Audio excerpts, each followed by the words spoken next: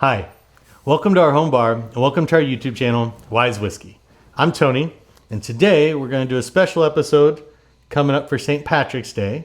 Got a special guest, my dad Keith here, and so we're going to do a rundown on what is probably, I think, the most underrated category of whiskey, Irish whiskey. I'm a huge fan of Irish whiskey, and I think a lot of people don't fully know like the depth of the category and the different types.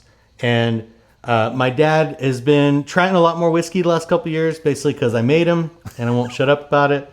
But definitely not the snob about it that I am, and certainly not as much into like stuff other than you still really just prefer bourbon, right? Yep, bourbon. Yeah, Wheated bourbon. Yeah, wheated bourbon in particular. So we're gonna try a couple different types of Irish whiskey and kind of do like a little educational thing about Irish, but also let you try a couple things and talk about it. So probably the most famous Irish whiskey is Jameson. It's one of the top, I believe, 5 whiskey brands in the world, super well known. And honestly, this is what's called triple distilled. So it literally just means they're putting it through the distillation process a couple different times. It's essentially a blend of pot still and column still whiskey. And so just give you a little tiny pour of that. It's 80 proof, so it's not like it drinks hot. But for me, it drinks kind of sharp and bright. Like there's not a lot of positives to Jameson. Now, having said that, I don't know that I want to admit to how much Jameson I've drank in my life in front of my father because it's all been in shots. But yeah, had a ton of it in my day, but it's honestly not anything. You know, it's cheap. It's a good mixer. But so, what do you think of that one?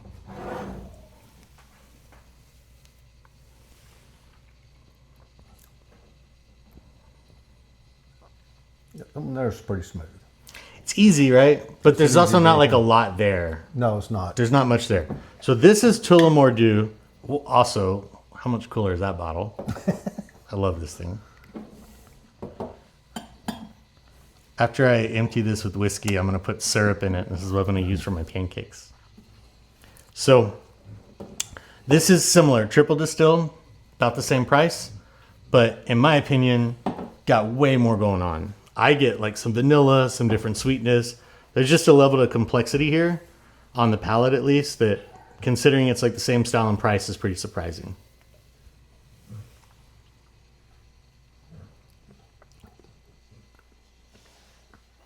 We've got a little more, I don't know what you would say, the burn or whatever. Just a tad more. Just a little bit more heat. But not more, a little bit more heat. Do you get any other notes though? Like it actually has a little more flavor to it than the first It one? is. It's a little more depth to it. So it's kind of interesting because they're like same price and same style, but yeah. I think this one's just significantly better. From that one to the Jameson almost is almost watered down. It doesn't taste like anything, right? Right. Yeah. There's not much flavor to it. And so, to this one. yeah, and you don't have to finish any of the pours that you don't want to. I learned that early on when I started filming these. And we implemented a pretty strict rule when Taylor sets up blinds and stuff for me on how much to pour. Because it was there's some deleted episodes that that never made it out. So a lot of people, all they know about Irish whiskey is like Jameson or triple distilled. And there's a couple other brands like Paddy's is also a pretty well-known one that's even cheaper. Honestly, it tastes cheaper. Like it's not terrible if you're mixing it for shots, but certainly not when you can sip on. But I think Tullamore Dew, you can almost just sip on it. Like it's just it's a bit nicer whiskey. It's pretty smooth. So the category that really got me into Irish whiskey is single pot still. And Redbreast 12 is kind of like the iconic classic one. For the most part, this style like almost disappeared. And when it came back, there's a few brands. So like there's the Redbreast, the Powers up here. You'll see Middleton like Very Rare, which is a really high dollar one. Those are all made at the Middleton distillery, but they're sold as separate brands. So they technically compete with each other. They're contract distilled for different companies, but they're all like the same style. So almost all of the single pot still Irish whiskey is made at one distillery. But it's unique in that it's a blend of malted and unmalted barley. So when you think about Scotch, like I know I've had you try Scotch over time, and there's some you don't hate, but I don't know that I've really found a Scotch yet that you love. I don't. And a lot of times it's kind of that musty, malty note that you're not wild about. No. So, and obviously single malt's going to be 100% malted barley, right? So what's nice about this, because they're using half unmalted barley, you get these really soft, kind of warm bready notes that are totally different than a bourbon.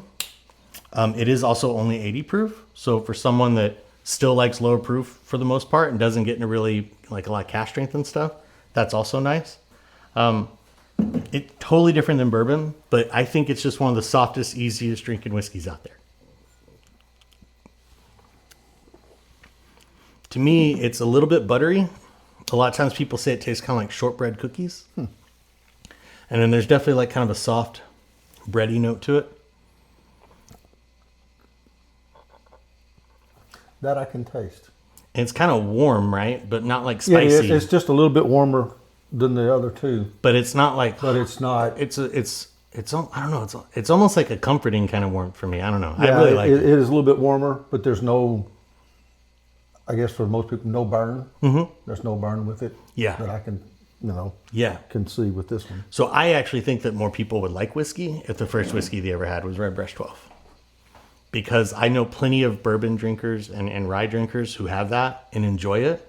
But because it's not sharp, because it is really smooth, and because it's that kind of soft, warm flavor profile. I'm going to say this one, the flavor is a little better. It's better than the Jameson. It's fairly close to the other one. Really, for this, it's kind of like, do you want like a little bit of like smoother, grainier, kind of maltier note, or do you want a little bit sweeter note? It's a little bit smoother. That one has just a tad more fire to it. Yeah, to me. And the Tullamore is a little sweeter too, right? That's one thing. This isn't a very sweet whiskey. It's just kind of soft. But yeah, so single pot still really great.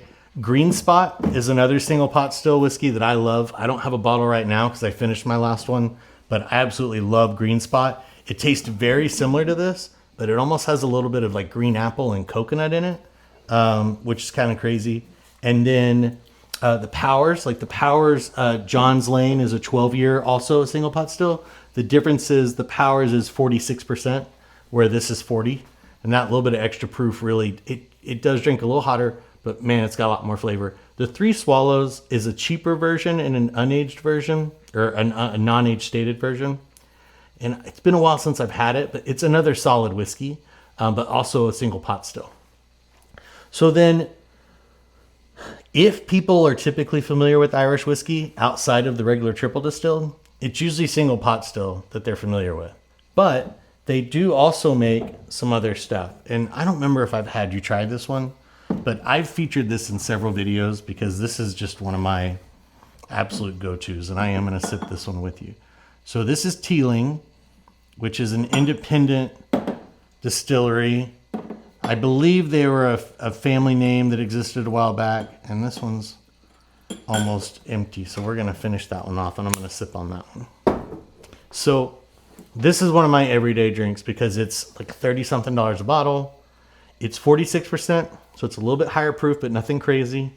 It's non-chill filtered, so you get the full body of the whiskey. There's no color added to it. So when you go to Ireland and Scotland, they can add color to it. You can't do that in America, but you can there. So this has no color added, and this has been aged in rum cask. So you get a little bit of like kind of buttery and some like sweeter notes because of the rum cask finish. And this just says small batch, so I don't believe they get into the actual the mash bill on this. But easy drinking.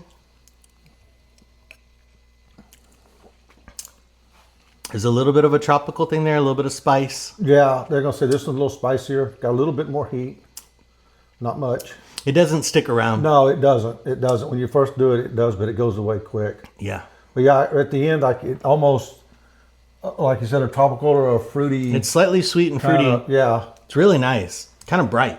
Yeah. Especially compared to the Redbreast, right? Yeah, where this was like soft and bready. This is like a little brighter. Yeah, it was just kind of a surprise there at the end when it, just like it popped a little bit of, like say, the fruity taste to it. Still not super complex. No, it's not. Again, non-age stated and like $35 bottle. So not supposed to be the most complex whiskey on the planet either. But I think it drinks much better than that price point. Yeah. And this has become one that I go to all the time. And again, with all these bottles up here, I really don't drink a lot from the same bottle over and over. I typically am constantly tasting stuff. So when I actually finish a bottle, you know that it's one that either I really like or that Taylor has got hooked onto. Like my Nectarosity bottle that she's going to have to start keeping her hands off of. And so the last we have is single malt. So I will tell you, these two, I'm not sure that you're going to like these as much, but I wanted to feature them in the video. And Irish single malt can be really good. It does tend to be a little more subdued and a little more kind of just right down the middle than like Scotch. It doesn't have quite the variety right now. There's not as many people producing it, doing really crazy finishes. This is called the Tyrconnell. And this is a non-age stated. It is 43%, so a little bit more proof. And as you can tell, Olaf is a massive fan of the Tyrconnell. He gets very excited every time we bring it up. So this is going to be easier drinking than a Scotch still. It doesn't go fully into that musty Scotch flavor profile, but it does start to get there. So it's almost kind of like taking that Teeling you just had and starting to go towards a Scotch. Okay. So it might get a little musty for you.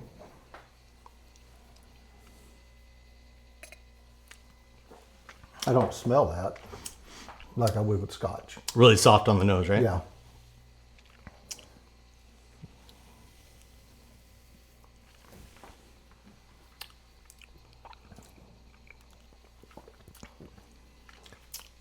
There I get It's a little bit on the end, right? The musk.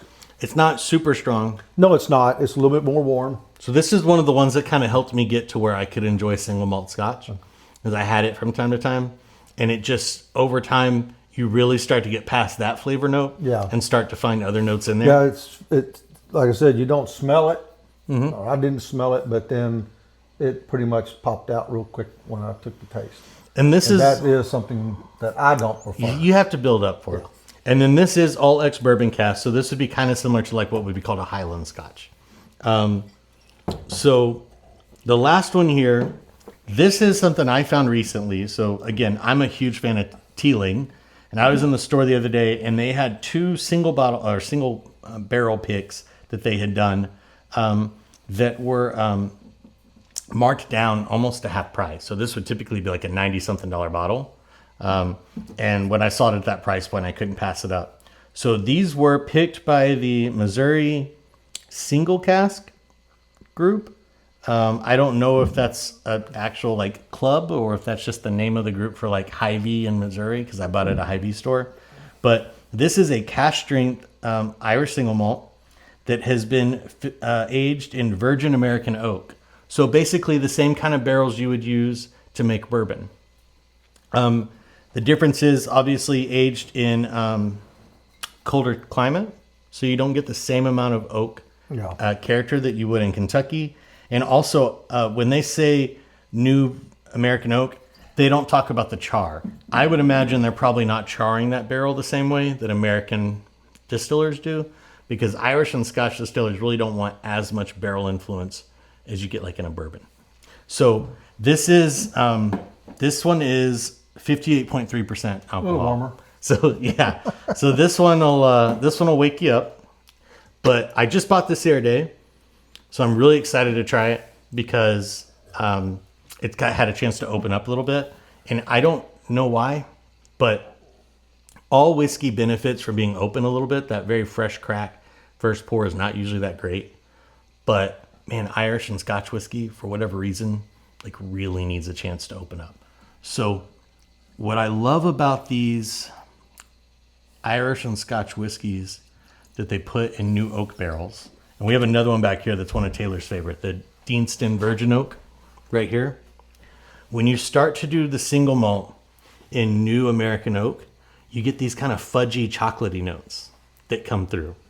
And so first couple sniffs, it's going to be a little hotter, possibly. So like it might take a couple more smells to really get some notes from it. But there's like this slight kind of fudginess in there for me. Almost a little bit like coffee at times too, like mocha. And then it does get a little woody, but I think you'll get it more on the palate than the nose. But there's a fudgy note from Scotch and Irish when it's done in New American Oak that I love.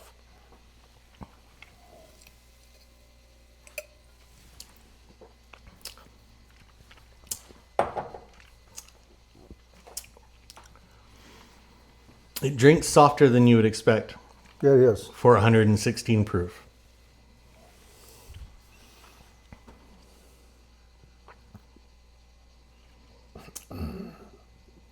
There's a little bit of spice from that proof.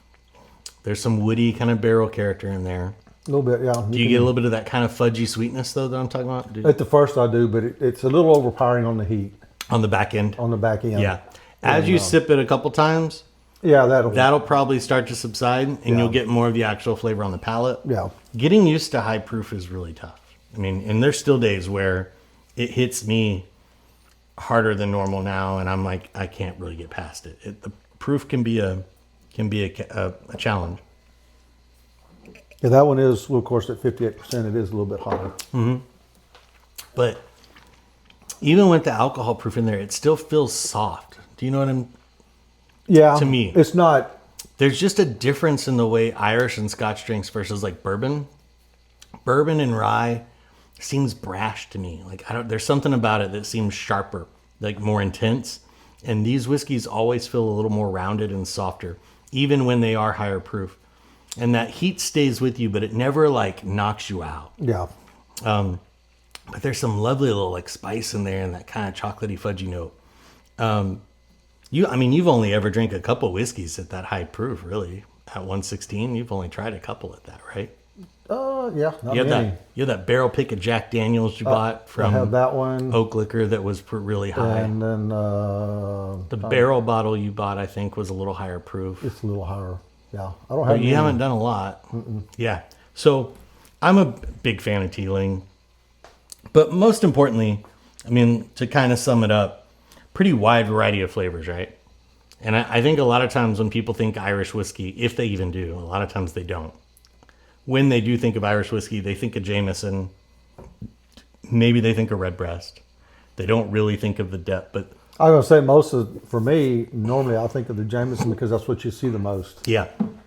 And whether that's because of the cost of the bottle or it's just that, which is probably what got a lot to do with it because a lot of people shop based on cost. Yeah, and I mean, it's just an iconic brand. Yeah. But it's really, it's made for mixing with ginger ale and for doing in shots, But there's just some incredible sipping whiskey out there from Ireland. And there's been kind of a renaissance in the last like 15 to 20 years where you've got more brands coming up, more distilleries opening again, and you're starting to see the American whiskey market and what they're doing in Scotland both really affect it. So they're making some really cool stuff over there.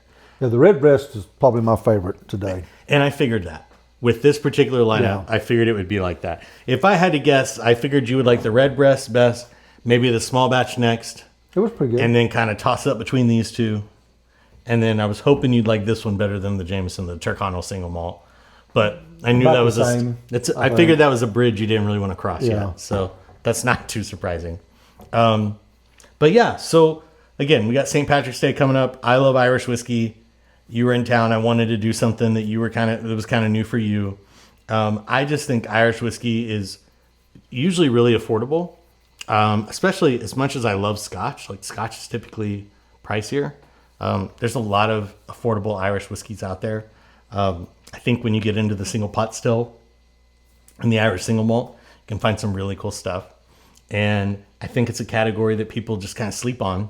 And I can tell you in particular, the Teeling small batch, like that's always going to be a bottle that's on my shelf because I love going back to the singings.